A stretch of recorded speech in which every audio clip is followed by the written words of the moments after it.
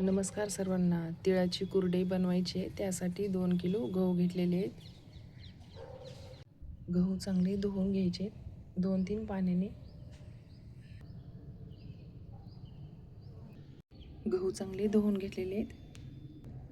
3 दिवसासाठी असेच झाकून ठेवून द्यायचे.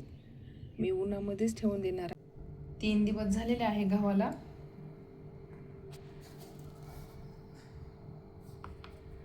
चिकाला आलेले आहेत गहू. धुवून घेतलेले आहेत मी चांगले 2-3 पाण्याने. 3 दिवस रोज पाणी आपण बदललेलं आहे.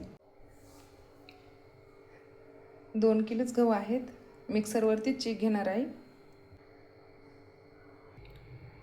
पूर्ण चीक असाच घ्यायचा आहे. पूर्ण घ्यायचा झालेला आहे. 2 पाण्याने पिळून घ्यायचा आहे. 2 पाण्याने पिळून घेतल्यानंतर या कपड्याने गाळून घ्यायचा आहे. 2 पाण्याने असंच पिळून घ्यायचं आहे. पूर्ण पिळायचा पण झालेला आहे आणि गाळून घ्यायचा पण झालेला आहे. झाकून ठेवून द्यायचं आहे. पाणी ओतून द्यायचं आहे आणि पूर्ण चीक फोडून घ्यायचा आहे.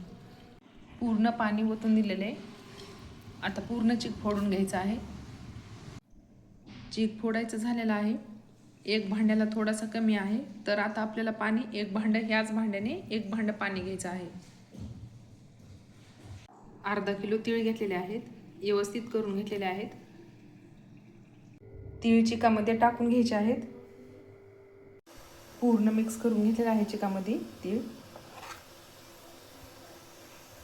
पाणी गरम झालेलं आहे. चिक आता हटून घ्यायचा आहे.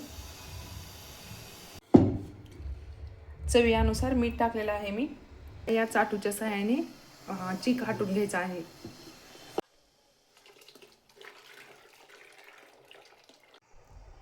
चिक छान झालेला आहे.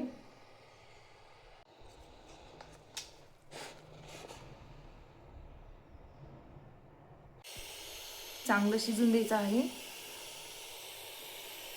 15 ते 20 मिनिट शिजलेलं आहे. कुरडई बनवून घ्यायची. कपडा अंथरून घेतलेला आहे.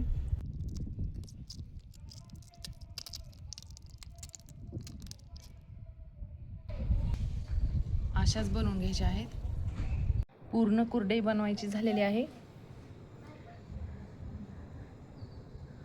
खूप ऊन आहे. उन्हामध्येच घातलेले आहेत.